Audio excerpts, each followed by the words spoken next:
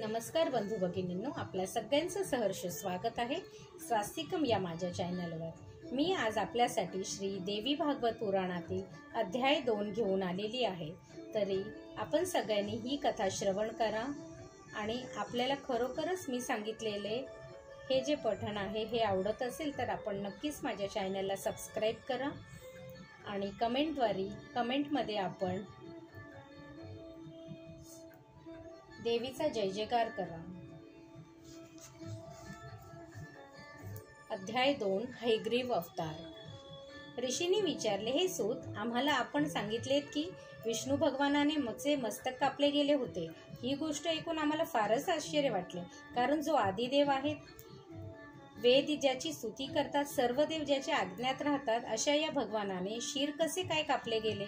सूत म्हणाले, हे ऋषिगण, आपण विष्णूची कथा श्रवण करा। एकदा विष्णूने 10,000 वर्षे सतत युद्ध केले, त्यामुळे ते खूप थकले। म्हणून त्यांनी एक समतल अशी पवित्र जागा पाहून तेथे पद्मासन घालून ते पडून राहिले। त्यावेळी त्यांच्या धनुष्यावर चढविलेल्या प्रत्यंत्याच्या टोकावर त्यांच्या कंठाचा भार पडला होता। तरीही ते अतिशय थकल्याने त्यांना गाढ झोप लागली। त्याचवेळी इकडे ब्रह्मदेवादी सर्व देवांनी यज्ञ करण्यासाठी तयारी केली होती। त्यांच्या यज्ञाने अधिपती श्री विष्णू भगवानच होते, त्यामुळे विष्णूंना भेटायला ते सर्वजण वैकुंठात जाऊन आले। तेथे विष्णूंना भेटल्याने त्यांनी ध्यान लावून विष्णू कोठे आहे ते स्थान शोधून काढले आणि ते सर्वजण तेथे आले। तेथे पाहतात तर विष्णू निद्रेत मग्न आहे, त्यामुळे त्यांना विचार पडला की काय करावे, म्हणजे श्री विष्णूंची निद्रा नाहीशी होऊन ते जागे होतील। ब्रह्मदेवाला युक्ती सुचली। त्यांनी किड्यांना आज्ञा केली की विष्णूंना निद्रेतून जागे करा। किड्यांनी ते भले मोठे धनुष्य हलविले आणि काय आश्चर्य, त्याचवेळी धनुष्याच्या प्रत्यंता अलग झाला आणि धनुष्याचे एक टोक जोरात उडून खूप मोठ्या भयानक आवाज झाला। त्या आवाजाने देवसुद्धा भयभीत झाले। संपूर्ण ब्रह्मांड शुद्ध झाला। पृथ्वी कापू लागली। समुद्र उसळून मोठ्या लाटा निर्माण झाल्या। जलचर प्राणी त्यामुळे त्रासून गेले। वारा सोसाट्याने वाहू लागला। पर्वत कंपायनमान झाले। उल्कापात होऊन मोठे संकट येणार असे वाटू लागले।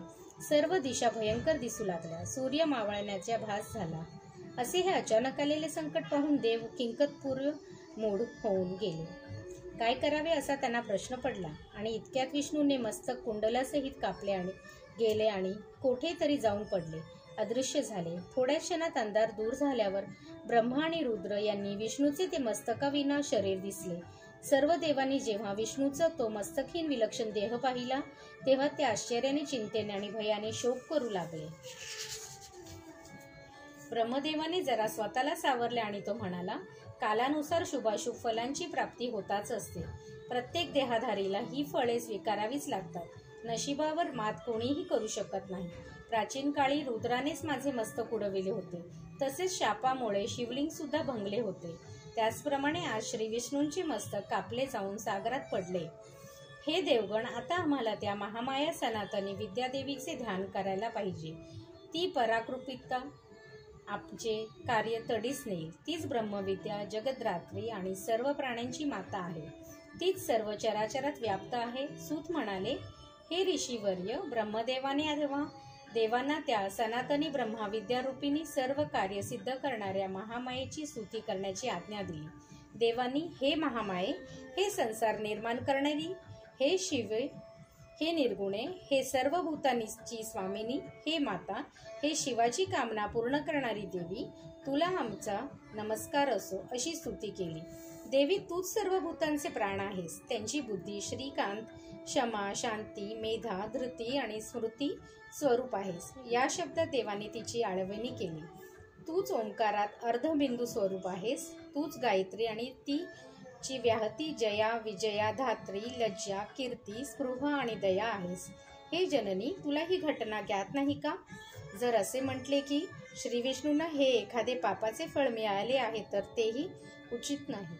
हे आद्य, तू लक्ष्मीवर तर रुष्ट नाहीस ना? बघ, ती अनाथ झालेली तुला पाहते का? हे माते, भगवान विष्णूंना जीवदान देऊन तू रमेचा शोक दूर कर। या सर्व देवांचे अधिपती हरीला जीवन देऊन त्याला शोकार्वर्णातून तार। सामगायक देवांनी केलेली ही स्तुती ऐकून भगवती प्रसन्न झाली आणि त्यांनी देवांना सुखदायक अशी आकाशवाणी त्यावेळी झाली। हे देवगणांनो, चिंता करू नका। तुम्ही गायलेली माझ्या स्तवनाने मी प्रसन्न झाले आहे. मी तुमच्या सर्व मनोकामना पूर्ण करीन. प्राचीन काळी हयग्रीव नावाच्या या महाबलवान दैत्याचे सरस्वतीच्या तीरी जाऊन निराहार राहून इंद्रियांचा निग्रह करून घोर तप केले. तो माझ्या मायेबीजात्मक एकाक्षराचा जप करीत होता. त्याने सर्व भूषणांनी युक्त अशा माझ्या तामसी शक्तीचे ध्यान केले होते. अशा प्रकारे तो 1000 वर्षे कठोर तप करीत होता. सिंहावर बसलेल्या अशा त्याने ज्या रूपात माझी आराधना केली त्याच रूपात त्याच्यासमोर प्रकट होऊन मी त्याला दर्शन दिले आणि त्याला वर मागण्यास सांगितलं. दैत्याचे नेत्र प्रफुल्लित झाले, हे हर्षाने भरले. त्यांना मला प्रणाम केला आणि प्रदक्षिणा घातली आणि मग वर मागितला. तो म्हणाला, हे जगदंबे, माझी इच्छा आहे की मी माझ्या सारखा हयग्रीवाकडून मला मृत्यू यावा. तेव्हा मी त्याला तसा वर दिला आणि अंतर्धान पावले.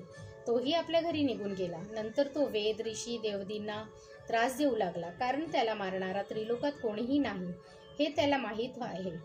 आता त्वष्टांच्या मनोहर आज्ञेने मस्तक घेऊन भगवान त्या पाप्याला मारून देवांचे हित साधतील. सूत म्हणाले, हे ऐकून त्वष्टाने आपल्या अश्वाचे मस्तक कापून विष्णूच्या देहाला जोडून दिले. तेव्हा महामायेच्या कृपेने हे हयग्रीव झाले आणि त्यांनी त्या दैत्याला युद्धात पराभूत केले. अध्याय 2 समाप्त.